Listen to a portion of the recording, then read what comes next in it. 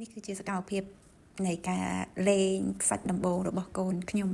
ចាកូនខ្ញុំគឺគាត់អត់ដែលបានទៅលេងមាត់សមុទ្រឬក៏តាមមាត់ឆ្នេរទេហើយដំបូងនេះគឺគាត់បានលេងគាត់សប្បាយចិត្តខ្លាំងមែនតើវាជាបទពិសោធន៍ដំបូងសម្រាប់គាត់អញ្ចឹងគាត់លេងតាមដែលអ្វីដែលគាត់ចង់អញ្ចឹងធ្វើឲ្យគាត់មានភាពសប្បាយរីករាយហើយវាជាបទពិសោធន៍ដំបូងអញ្ចឹងខ្ញុំរាល់ពេលដែលទៅនេះគឺខ្ញុំតែងតែនាំកូនទៅលេងក៏ដូចជាទស្សនារូបភាពប្លែកៗក៏ដូចជាទីកន្លែងណាប្លែកៗដើម្បីឲ្យគាត់កាន់តែទទួលបានបទពិសោធន៍កាន់តែច្រើនធ្វើឲ្យគាត់ចេះច្នៃប្រឌិតធ្វើអ្វីដែលខ្លួនឯងផងដែរសម្រាប់បងប្អូនដែលមានកូនតូចៗអាចមកលេងកម្សាន្តបាននៅមាត់ឆ្នេរកំពតគឺគេមានឆ្នេរខ្សាច់ឲ្យលេងច្រើនមែនទែនមានទាំងទឹកមានទាំងដងភ្នំជាពិសេសក្នុងរដូវវស្សានេះគឺអាចធ្វើការមកលេងកម្សាន្តដែលមានភាពត្រជាក់មែនទែនទាំងព្រៃឈើគឺមាន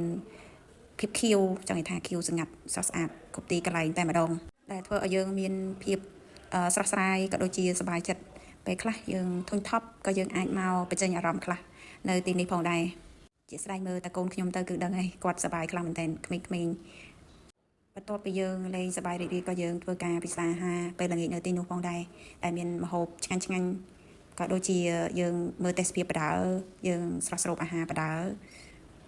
ចាបងប្អូនអាចធ្វើការទស្សនាក៏ដូចជាមើលបានគឺវាមានភាពស្រស់ស្អាតមែនទែនចាហើយសម្រាប់វីដេអូនេះដែរគឺមានតែប៉ុណ្្នឹងឯងខ្ញុំធ្វើការ voice over លើកដំបូងគឺអត់សូវល្អទេអញ្ចឹងអធិស្ឋានផងណាបងប្អូន